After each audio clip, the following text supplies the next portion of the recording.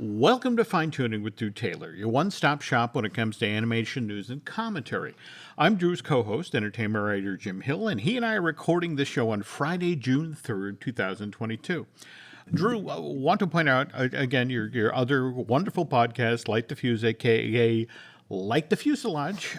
We've been keeping people abreast of what's been going on with Top Gun Maverick. You told the world that they had to go see this on an IMAX screen, the biggest possible screen. And I saw IMAX actually tweet this out earlier this week, that we only have till Thursday, June 9th during the day. Yeah, I think the Jurassic World screenings start that night. So okay, I've seen it in Dolby, IMAX, and ScreenX, which they actually project things on the side of the interior of the theater.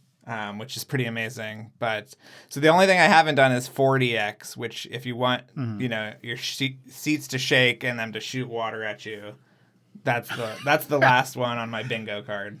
But I think I'd be okay if I missed that one.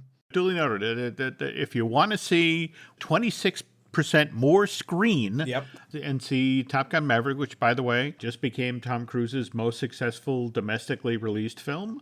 But again, you have till Thursday, June 9th during the day. Because as Drew mentioned, starting that night, we start getting the Thursday night preview screenings for Jurassic World Dominion. Anyway, I know, not exactly animation news, which there was a lot of this week. And speaking of the news portion of this week's Fine Tuning is brought to you by Storybook Destinations, trusted travel partner of the Jim Hill Media Podcast Network. For a worry-free travel experience, please book online at storybookdestinations.com. Mentioned at the top of the show that Drew and I are recording this particular episode of Fine Tuning on Friday, June 3rd, which, if you're a Phineas and Ferb fan, you might recognize that June 3rd is the very first date on that calendar. You see it in the title sequence where they're doing there's 104 days of summer vacation. And of course, Phineas and Ferb was created by Dan Povenmire and Jeff Swampy Marsh. By the way, if you're looking for something to do with your summer vacation in 2022, you might want to check out Dan Povenmire's new animated series for the Disney Channel, which was Hamster and Gretel. Yes. Did you see that clip they put out? I did. What did you think of that? I thought it was fine. I'm not totally in love with their art style, so I was a little disappointed. But it seems like a cute idea. It's obviously the greatest title of any animated show since Pickle and Peanut, I think. So, it's got that going for it.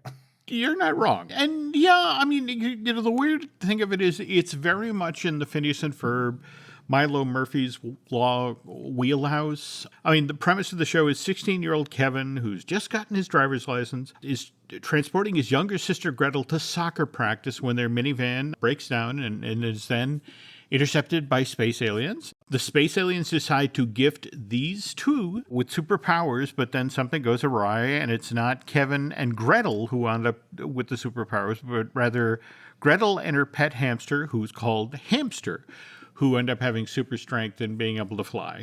And Povenmire has based the show on his relationship with his own sister, who's 10 years younger than Dan. Also worth noting, this appears to be a solo project for Povenmire. Swampy isn't associated with the show, which was evidently greenlit back in October of 2020. We don't have an official debut date yet, just summer 2022. It's also been reported that when Hamster and Gretel debut later this year, it may be paired with Marvel Animation's next series for the Disney Channel, which is Moon Girl and Devil Dinosaur. Interesting. And speaking of first looks, earlier this week we got to see the teaser trailer for Robert Zemeckis' live-action animated reimagining of Disney's hand-drawn classic from 1940, Pinocchio. Our thoughts, Mr. Taylor? I'm still hoping for the best, Jim. I am hoping for the best, but that was not what I would call a good foot forward. If you go online, yes, the Disney fan community did seem divided. I mean, again, everyone seemed okay with Tom Hanks's look for Geppetto. On the other hand, the Joseph Gordon-Levitt CG version of Jiminy Cricket got mixed reviews, though the look there really is like early Ward Kimball takes on, back, there was that weird moment when they were developing the original Pinocchio where Jiminy looked like an actual cricket. And And Walt was like, nope, nope. And finally, Ward is like, well, what about this? A little bald guy. It's like, perfect. That's the one. So you feel like Zemeckis went back through that stuff. And yeah, let's go with that one. But Cynthia Erivo's take on the Blue Fairy really brought out the trolls. This was an especially frustrating week for this sort of thing because, of course, Moses Ingram, for her performance as the third sister, Inquisitor Reva in Obi-Wan Kenobi, also brought out the folks who, oh my God, I don't care for that person. And they'll walk right up to being racist without actually being racist. I mean, Cynthia Erivo is such an amazing talent. I was just very confused as to why she was a performance capture character and not just, they didn't just allow her to just be in the scene. I thought that was sort of weird. Did you think that was odd, Jim? This is Robert Zemeckis. This is Mr. Beowulf and, and Christmas Carol. And every so often, I feel like with Zemeckis, it's, performance captured. It's like somebody should go over and slap that out of his hands. Right. It's like, no. Didn't work the last time. Not going to work this time. Just given how vehement folks seem to be about this, it's just sort of like, it's a trailer. Cynthia is in the trailer for 2 seconds. I actually went back and it's only a minute and 42-second long trailer, and her performance capture version of the Blue Fairy only in it for 2 seconds. So here's an interesting idea. Maybe wait to pass judgment on Robert Zemeckis' Pinocchio till after you actually see it. I mean, I know that's a kooky, crazy idea. Listen, as one of the 10 people who liked The Witches, I'm ready to enjoy Pinocchio, but the trailer was just a little rough. Yeah. What I found more intriguing was they're going to use this to help get people excited about Disney Plus Day. I guess it's being released on September 8th, which the company is now trying to position going forward as Disney Plus Day. Well, what's funny is that Disney Plus Day this year is a completely different day than it was last year. So them trying to make Disney Plus Day a thing is just hilarious to me. Just waiting for Hallmark to get those happy Disney Plus Day cards out there. So we're going to... we can start sending those off to friends and family. But more interesting to me is Disney Plus Day is coming the day before the D23 Expo. Anaheim Convention Center, September 9th through September 11th. So very same facility that Star Wars Celebration was just held at, which is why I'm kind of hoping, given that they allowed the people there to watch the first 2 episodes of Obi-Wan Kenobi on the big screen in the Anaheim Arena, kind of hoping they may do the same thing with Pinocchio, allow event attendees to watch that on the big screen in the Anaheim Arena at some point across the event. Speaking of trailers for films that will be shown on subscription streaming services, earlier today we got a trailer for Beavis and Butthead Do the Universe. You caught this one, Drew? Oh, yeah. I thought it was great. Now that's a trailer, Jim. That is a trailer. This year marks the 30th anniversary of Beavis and Butthead cinematic debut. The Mike Judge short Frog Baseball began screening in theaters as part of the 1992 edition of Spike and Mike's Sick and Twisted Animation Festival. That's where MTV executives first saw Beavis and Butthead and offered Judge the opportunity to develop an animated series. The show itself debuts in March of 93, runs 7 seasons. Not to mention spawning an earlier full-length animated feature, Beavis and Butthead Do America, which came out Christmas week, 1996, and was the #1 film in the country that week. Time flies, Jim. More to the point, it's like, I could stay inside this house and spend time with my family, or I could go watch Beavis and Butthead. And it's like, you get the car keys. For some folks, Beavis and Butthead may not be your cup of tea, but don't make the mistake of underestimating these Mike Judge characters. I think there's a huge audience out there that grew up watching these guys and are actually eager to see this thing come back on Paramount Plus. And as long as we're talking about animated series that got their start on MTV, I guess we can talk about a little music-related animation news. And Drew, given your love of vinyl, and you've actually written the liner notes for a number of soundtracks for animated features now. Yes. So what did you think about the news about the new 2 LP vinyl soundtrack for Iron Giant? I didn't even hear about this. Who is putting it out? It's Varese Sarabande. Okay. Am I getting that name right? And it's the Michael Kamen score. Varese Sarabande put out the original soundtrack back in July of 99.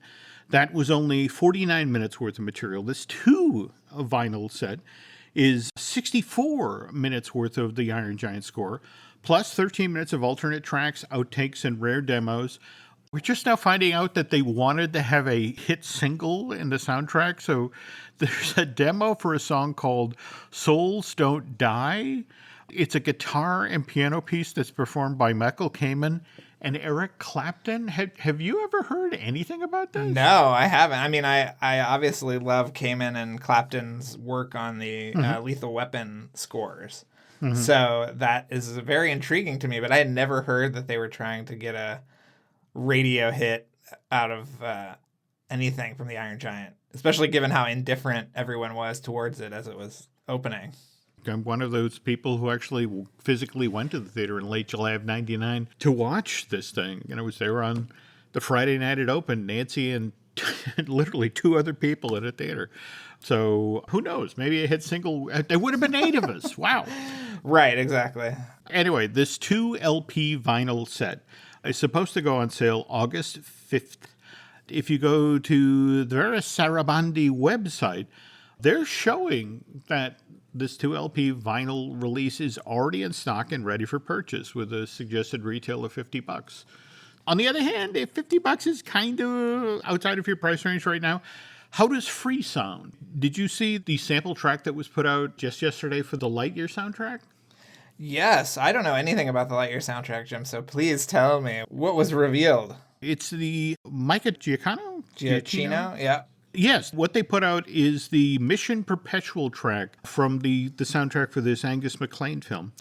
By the way, there's been a number of folks who were talking about Lightyear out ahead of the film being released on June 17th, and they're talking about what they want to see as either an end credit scene or a mid-credit scene is to cut to the exterior of the theater and to have Andy, the little boy from the first 3 Toy Story films, coming out and just, oh, that was a great movie, and telling his mom he now wants the Buzz Lightyear action figure, and her going, well, maybe for your birthday. And Angus literally got online and said, no, there's no scene like that in the movie because you're supposed to be Andy. Right. As you walk out, you're supposed to want to get the Buzz Lightyear action figure. Also, the movie is supposed to have been made in the 70s or 80s, so I think Andy probably saw it on VHS, is my guess as well. So maybe on cable. All right. Yeah. No. Oh, no. You see, now I would buy that. Yeah. Just to have that, to put that in that wall of useless VHSs I have here at the house that have no device to play them on. Also, as long as we're sharing Pixar-related news, this is either happy or sad, depending on what animation studio you work at. Did you see this announcement coming from Locksmith Studios? Yeah, I did. I actually wrote it up whenever that was, on Tuesday, I want to say. Okay, so can you tell us a little bit about Mary Coleman, who's now headed to Locksmith from Pixar? Yeah, I mean, Mary Coleman is kind of an unsung hero of Pixar. She was the first development executive that came to the company in 1999. So right before the release of Toy Story 2, and she shepherded so many amazing projects. I mean, she worked on everything up until, I think, Turning Red. So I want to say started Monsters, Inc. and again, everything going forward at that point. Yeah, I think she was the first female member of the Brain Trust. She, you know, I mean, she is an amazing person, and she was so responsible for the things that you love about every Pixar movie. So the fact that she's leaving and going to Locksmith is a really big win for Locksmith, but a big hit for Pixar, right? Yeah.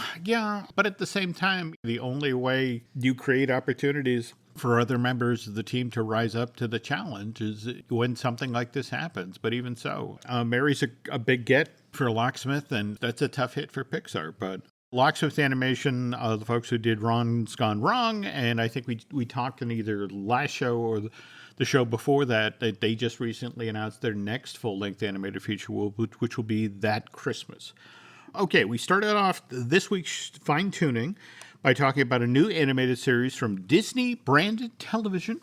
that featured a powerful female character, Gretel of Hamster and Gretel, 20 years ago today, or at least the day that the show will become available for listening to. Another powerful female character debuted in an animated series at the Disney Channel, and that was Kim Possible. And in a moment, Drew and I will look back at the history of that show. The family that vacations together stays together. At least, that was the plan. Except now, the dastardly desk clerk is saying he can't confirm your connecting rooms. Wait, what? That's right, ma'am. You have rooms 201 and 709. No, we cannot be 5 floors away from our kids. The doors have double locks. They'll be fine. When you want connecting rooms confirmed before you arrive, it matters where you stay. Welcome to Hilton. I see your connecting rooms are already confirmed. Hilton, for this day. Does it ever feel like you're a marketing professional just speaking into the void? But with LinkedIn ads, you can know you're reaching the right decision makers, a network of 130 million of them, in fact. You can even target buyers by job title, industry, company, seniority, skills, and did I say job title? See how you can avoid the void and reach the right buyers with LinkedIn ads. Spend $250 on your first campaign and get a free $250 credit for the next one. Get started at linkedin.com/campaign. Terms and conditions apply. A couple of quick notes before we get to Kim Possible. Last night, Disney Animation Studio had a celebration of the Burbank launch. Evidently, they have completed production of Baymax with an exclamation point and Zootopia Plus with a plus sign, both of which are going to be showing on Disney Plus later this year. Also, brand new episodes of The Ghost and Molly McGee will begin airing on the Disney Channel this coming Saturday, June 11th. Now, before we launch into the history of Kim Possible, did you see what John DiMaggio, who of course voiced Dr. Draken in Kim Possible, I think we talked about him very publicly saying that he would not return to voice Bender for the 20 new episodes of Futurama that Disney was going to produce for Hulu. We could never forget Bendergate, Jim. I mean, that is informed the rest of our year, practically. Of course, we all remember that. Okay, but the interesting thing is John, just this past weekend, was at Phoenix Fan Fusion, and he got talking about what went on. And first of all, he revealed what the plan was if he hadn't come back to voice Bender. And the notion was for each of the 20 episodes, they were going to hire a different name actor to come in and voice Bender. So evidently the conceit was that, okay, we've almost fixed Bender's voice box, and they turn it on, it would be somebody different doing Bender's voice. But anyway, in early March, it was announced that John would be returning to the show. And so the assumption was that DiMaggio had held out and he'd gotten concessions from Disney and Hulu and that they'd caved and they were offering him more money to voice this beer-swilling robot, which is not true. Did you see what John had to say at Phoenix Fan Fusion about this? Yes, he said, people are like, I'm so glad you got more money. I didn't get more money, but what I did get was a lot of respect and a lot of head nods from people who were like, yo, bro, I see you and thank you. So I'm not really sure what that means, and I'm not sure if you can buy bread with head nods, but I appreciate that. And DiMaggio evidently went on to say he wasn't just trying to get more money for himself. He was trying to get more money for he's been working on the show with Billy West and Katie Seagal and all of these folks for 23 years at this point. And so the notion was, let me see if I can do better by us. But do you want to share the rest of what John said from the stage? Sure. He said, but listen, this was the best thing about that fight. I had Disney, Hulu. I was holding on to their collective testicles so hard that they couldn't, there was nowhere for them to go. But there was also nowhere to go for me. And who wants to hold on to those for that long? A lot of turning your head in coffee. Yes. Really appreciate that Mr. DiMaggio tried. Also looking forward to these new episodes of Futurama, which, by the way, Sci-Fi Wire said will begin airing on Hulu sometime this summer. That can't be right? No way. Maybe next summer. All right, now to Kim Possible. So, do you remember watching this show in your misspent youth? I actually don't think I watched it ever. I don't think I've ever seen an episode of Kim Possible. This is me outing myself, Jim. Oh my God, really? Yeah. Wow. Because September 2001, there was some other stuff going on, but it was also, I was getting out of high school. So I had left all that foolishness behind me, Jim. Little did I know that it would come to define my life. So yeah, I wasn't really regularly watching Disney Channel at the time. So this kind of passed me by. So I'm very interested to hear the history of the show, which I know so many people love so much. I did not flash on what you just pointed out. First of all, Kim Possible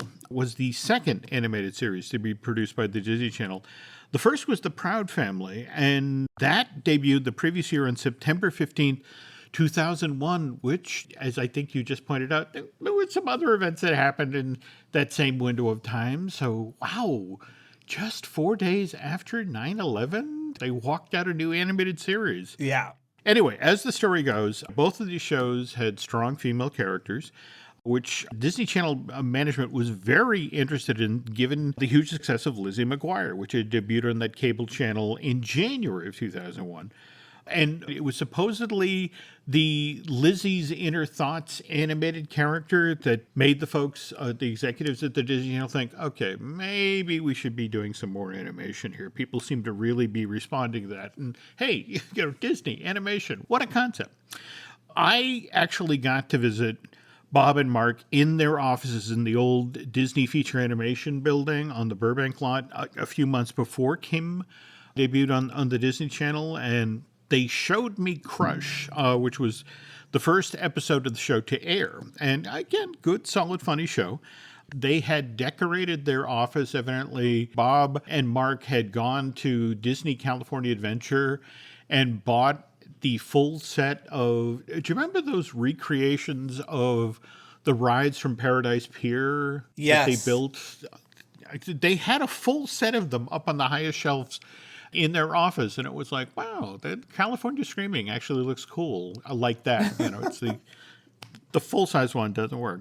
Anyway, there's quite the Venn diagram going on with Kim Possible. I mean, it's a teen sitcom that also parodies James Bond movies, which, by the way, is also set in a retro version of Middle America. And what I really like about Bob and Mark is they were deliberately subversive. Like, they made a conscious decision to make Ron Stoppable's pet a naked mole rat, figuring there was just no way that Disney's mighty consumer products division could ever make a plush doll of Rufus, the naked mole rat. And of course, Disney Consumer Products proves McCorkle and Scully wrong. They not only produced a Rufus plush, but the naked mole rat product that went on to become one of the Disney Store's top-selling items for the calendar year of 2003, 2004.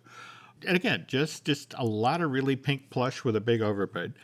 Also worth noting that Kim Possible was created largely because after spending years of working at Disney Television Animation, grinding out spin-off series like Aladdin and Hercules and Buzz Lightyear of Star Command, Mark and Robert were tired of being cogs in the Disney corporate machine. They wanted to work on something original. So they heard from the higher-ups at the company that Disney was interested in developing an animated series that would entertain kids 9 to 14 years old, as well as their parents. But again, the word came down due to the success of Lizzie McGuire. They wanted the show to have a female protagonist. So one day, McCorkle and Scully, they go over to the Disney commissary on the lot. They get their lunch. They're walking back. They get in the elevator to go back up to their office in the feature animation building. And Robert has the brainstorm, and he turns to Mark and says, Kim Possible, she can do anything. And McCorkle looks at him and then responds with, Ron Stoppable, he can't do anything. And that was the pitch for the show. And so they take it to Disney. Disney likes the idea, but they want to keep this show as in-house as possible. So for the voice of the title character, it's strongly suggested to Scully and McCorkle that, they consider Christy Carlson Romano, who's just finishing up her run as Ren Stevens on the Disney Channel hit Even Stevens. Also, the studio likes Will Friedle, who had appeared on ABC's long-running sitcom, Boy Meets World, which was produced by Disney's Touchstone Television division. It had just completed a 7-year run, and Will's between gigs. So luckily, Christy and Will are perfect choices to voice Kim and Ron. McCorkle and Scully are quick to credit the chemistry that these two have behind the mic as one of the reasons that Kim Possible became the hit that it was.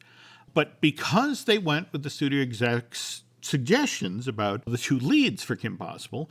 Scully McCorkle then felt free to pursue bigger names for this animated series, other characters.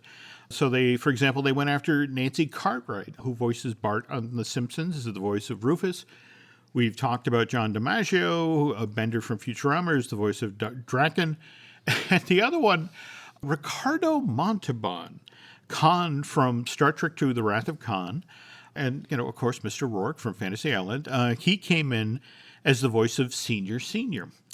And Bob and Mark, who are huge Star Trek fans, Ricardo Montalban, I think, was the thing that made them the giddiest, that they oh my God, we get to be in the same room with Khan. Also, Bob and Mark made room for friends on the show, people that they'd previously worked with, and this included Nicole Sullivan, the Mad TV vet who had voiced Princess Mira on the previous show that Scully and McCorkle had made for Disney television animation, Buzz Lightyear of Star Command. And by the way, Sullivan had such great chemistry with John DiMaggio, him playing Dr. Draken and she playing Shigo, that this was never the plan, but those two became basically the primary villains of the show. 4 seasons were produced, 87 episodes, with the last episode airing September of 2007. Kim Possible becomes the very first series on that cable channel to get adapted to a Disney Channel original movie. That's how we got Kim Possible as Sitch in Time. That premieres November 28, 2003. That movie is so popular, so hugely successful, the executives order a follow-up. The Kim Possible movie, So the Drama, which was originally supposed to serve as the show's finale. It aired April 8th of 2005, and again, was it always envisioned as the tag for the third and final season of the show. But then a weird thing happens, Drew. Kim Possible is such a huge hit, especially on the international versions of the Disney Channel, that executives at that cable channel uncancel this animated series. A 4th season of Kim Possible is announced in December of 2005 and then begins airing on that cable channel in February of 2007 with the final episodes of Season 4, Graduation, a 2-parter, airing September 7th of that same year. Now, I have to assume you didn't watch the show, Drew, but did you ever do the Kim Possible World Showcase adventure when you were visiting Walt Disney World? I mean, I remember when it was going on. And, we're still waiting for that DuckTales overlay. This Epcot attraction doesn't begin running till January of 2009. I mean, it's 16 months after the show goes off the air. People enjoy it, but at the same time, Kim's kind of in the rearview mirror at this point. So it runs till May of 2012, and then that's when the Phineas and Ferb version runs, and that shut down to make way for a DuckTales version, which was announced and yet has yet to go live. By the way, there was also the live-action Kim Possible movie, which Christy Carlson Romano came back to play Kim's mom, Anne, on that. And Patton Oswalt, who had voiced Professor Dementor on the animated series, actually came back to physically play the very same character in the flesh in the Kim Possible movie, which was kind of cool. But that was in 2019. Given that the Disney Channel's first animated series, The Proud Family, was recently revived as a Disney Plus show, The Proud Family, Louder and Prouder, there are a lot of Kim Possible fans out there who are wondering when the Disney Channel's second animated series is going to be revived. And it's not impossible to talk about this because Bob and Mark, until recently, were still working for the mouse. Their most recent project for Disney television animation was kind of a throwback to their days of working on those Aladdin, Hercules, and Buzz Lightyear or Star Command spin-off series. These were the guys who did Big Hero 6, the series, which just ended its 3-season run on the Disney Channel back in February of last year. So They didn't work on Monsters at Work? Was that? Let's check that. No, you're right. That was Bob's. There we go. I was about to say the Bobs.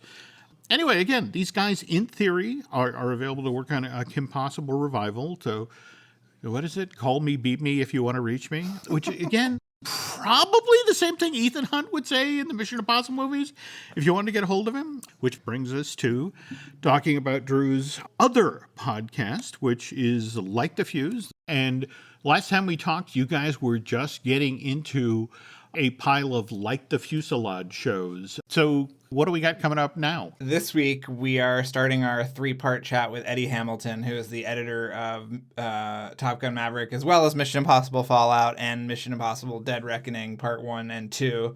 So we have a lot to talk to him about. If you've seen Top Gun Maverick, you know how miraculous the editing is. And so we're just having a good time going to town on Maverick. People love the movie. One day Jim will watch it, maybe on a flight somewhere. He'll watch the edited version for the plane on the TV. It'll have to be a really big seat. Yes. Speaking of editing, I just got my copy of Making the Cut at Pixar, The Art of Editing Animation by Bill Kinder and Bobby Osteen. Really fascinating book. Some amazing behind-the-scene stories about life at Pixar and how a lot of your favorite films came together. And as long as we're sneaking in gratuitous plugs here, on June 10th through the 12th, I am going to be at Dayton, Disneyana. This is an event to benefit Pirate Packs, which is this terrific organization that helps the kids of the West Carlton School District who are dealing with food insecurity issues. It's going to be at the Hope Hotel and the Richard C. Holbrook Conference Center in Dayton, Ohio. And I'm going to be emceeing and hosting a number of panels, be giving a talk on the history of the Main Street Electrical Parade, and interviewing Tom Nabby, who is the very first Tom Sawyer to work at Disney parks. In fact, Walt Disney himself picked Tom for this gig. And Mr. Nabby and I are going to be talking about the various different Tom Sawyer islands that the Imagineers built around the globe. Again, it's for a great cause.